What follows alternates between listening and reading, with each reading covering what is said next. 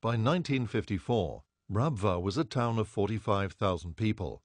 In the center of the town, gleaming in white brilliance, stood the elegant Mubarak Mosque. In March 1954, a young boy, about 19 years of age, he attacked Hazrat Khalifatul Masih Sani when he finished leading his Asr prayer in Masjid Mubarak, and he stabbed him on his neck, and the blade entered deep in the body. Though the wound itself was to heal rapidly, it had a serious effect on his nervous system. His health deteriorated, and he was unable to work his usual long hours. Some 2 years later, he went to seek advice from specialists in London. Quite a few members of Huzur's family accompanied him. Among Huzur's children was Hazrat Mirza Munawwar Ahmad Sahib, Dr. Mirza Munawwar Ahmad Sahib, Mirza Mubarak Ahmad Sahib, then Mirza Tahir Ahmad Sahib. After the treatment, Hazrat Khalifatul Masih II decided to return to Rabwa, but he left Hazrat Mirza Tahir Ahmad, now aged 26, behind in London. Although according to the original plans he was due to return with his father, but his father had other plans for him. In London, he lived in Maida Vale and studied at the University of London.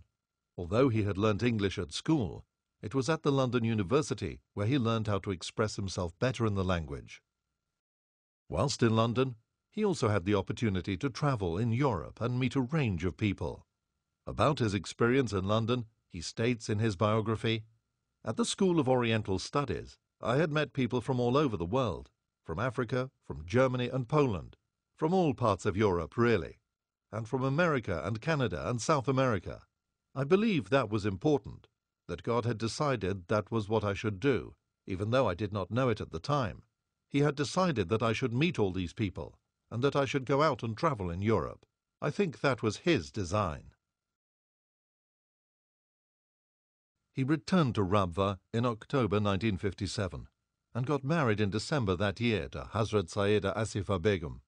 That very same year, Hazrat Khalifatul Masih II appointed him at the office of Waqf-e-Jadid, which looked after the needs of Ahmadis living in rural communities in East and West Pakistan. His new post in the Waqf-e-Jadid put him in direct contact with the small farmers, villagers and shopkeepers, who were one of the great strengths of the community. He was always very caring for the poor and the needy, and this was also apparent in his personal life. और अब्बा के लिए तो अब्बा की ये बहुत वजह से मैं देखती थी कि बहुत ज़्यादा अब्बा में तड़पती, क्योंकि मदरसे में हम लोग तभी छोटे थे, तो मुझे याद है जब हम लोग कभी मीना बाज़ार पे बच्चियां जा रही हैं तो उम्मी को कहा, उम्मी हमें पैसे दे, मैंने मीना बाज़ार है हमारे स्कूल का, तो उम्मी के ने भी दिए नहीं थे या कम दे रही थी, जो भी था। तो अब्बा ने सुन लिया, अब्बा कहते कि मैं देता हूँ, तो 10-10 रुपये दिए थे। उस वक्त 10 रुपये बहुत ज़्यादा लगते थे, तो क्या था, लेकिन एक शर्त है कि तुम लोगों ने साथ अपने साथ किसी गरीब बच्चों को भी साथ कुछ खराब फलाओगी और ये करोगी। तो शुरू से इस तरह मतलब ये था कि हर चीज़ में तुम लोगों ने उनका हिस्सा रखना है और मोहब्बत करनी है उनसे। और इसी तरह अब्बा घर में मुलाजमीन के साथ भी बहुत ज़्यादा हुस्न सलूक से रखते रहते थे, कि यहाँ तक कि एक दफ़ा मुझे याद है उम्मी को कह रहे थे कि लोगों को तो मुलाजमीन रखने की मुसीबत होती है कि आते नहीं हैं, हमें निकालने की मुश्किल पड़ जाती है, वो फिर जाते नहीं हैं। इतने अच्छी तरह रहते थे कि वो जाने पे भी नहीं राज़ी होते थे। There was a special bond between him and people. I don't understand how and why, but it was a special bond. Whoever used to be with him once, he used to get hooked to him. Wherever he worked very hard. And he always worked and showed his example, but he used to work in the land as he is a peasant, So to show them that he can do whatever he asks them to do, he can do himself also. So he was a great leader and very active and eloquent, and he was a good speaker. He could speak for hours on different topics. Later he started question answer also with non-Ahmadis. हज़रत खलीफा सालिस भी जब लोग आया करते थे, गैर जमात मौलवी वगैरह भी आते थे, तो हज़रत खलीफा सालिस ज़्यादातर अब्बा के कोई कहते थे कि आप इनसे मजलिस करेंगे. He led a very disciplined life, serving the cause of the community. He used to start his day very early in the morning and was at his office well before anyone else. अब्बा का एक तो मैं आपको बताऊं कि ये तो एक तरीका था ना, सुबह नमाज के बाद तहज्जुद और नमाज के बाद अब्बा तलावत करते थे. ये तो मुझे जब से मैंने होश संभाला ये मैंने देखा. उसके बाद फिर अब्बा थोड़ी देर के लिए सोते ज़रूर थे, फिर अब्बा चले जाते थे अपने वक्फ़े जदीद के दफ्तर.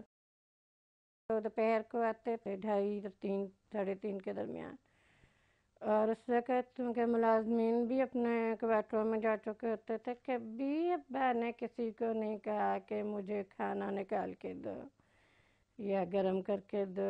खाना पड़ा होता था और खुद ही निकाल के बैठ जाते थे. हम लोग तो बच्चे थे, तो मुझे याद है कि ऊपर के मेज़ों पे भी चढ़ के बैठ जाते थे. अब्बा के साथ बातें, बेतकल्फ़ी बात थी तो इसलिए सारी बातें करते रहते थे, सवाल जवाब, और अब्बा बड़ी खुशी खुशी से हर बात का जवाब भी दे रहे हैं और साथ साथ खाना भी खा रहे हैं.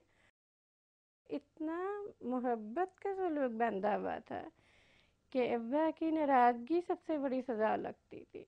इसलिए ये होता था कि अगर जहाँ ये देखते थे कि अब्बा को किसी बात से तकलीफ़ हो रही है, तो हमारे लिए सख्त तकलीफ़ तो शर्म वाली बात बन जाती थी. तरबियत का मुझे जो सबसे अब्बा का अंदाज़ा अच्छा लगा कि बच्चों से या किसी से भी ऐसी मोहब्बत का सलूक बांध लेते थे कि उसकी वजह से इंसान बहुत सी बातों से बच जाता है.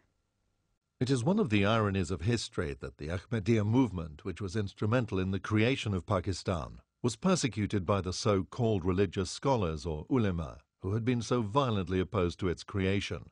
The persecution was politically inspired to divert the attention of the population from real problems that the country was facing. 1953 saw some of the worst rioting against Ahmadi Muslims and the community. There was a generalized riot in the Punjab. It was supported by the Punjab government, quietly, not officially. So it became out of control, went out of control, and ultimately the first martial law was imposed because of this. This wave of persecution continued for nearly 20 years, both at institutional and grassroots level. What you observe today in Pakistan is not just a public wrath turned against Ahmadis. Yeah. It is the government legal persecution. It's the state persecution. Yes, yes. In 1965, Hazrat Khalifatul Masih II passed away.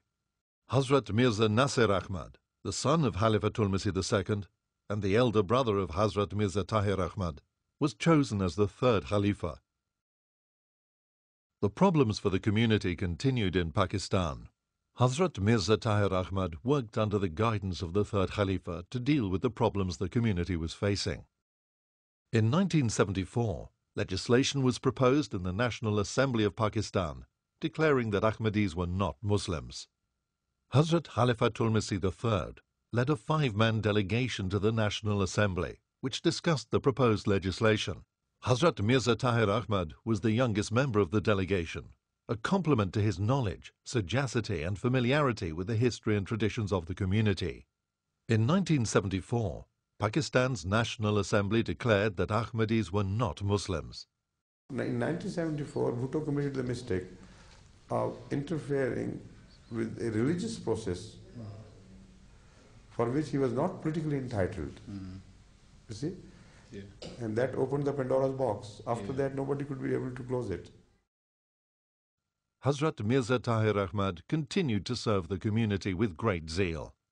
From 1979 to 1982, he served as the president of Majlis-e Ansarullah.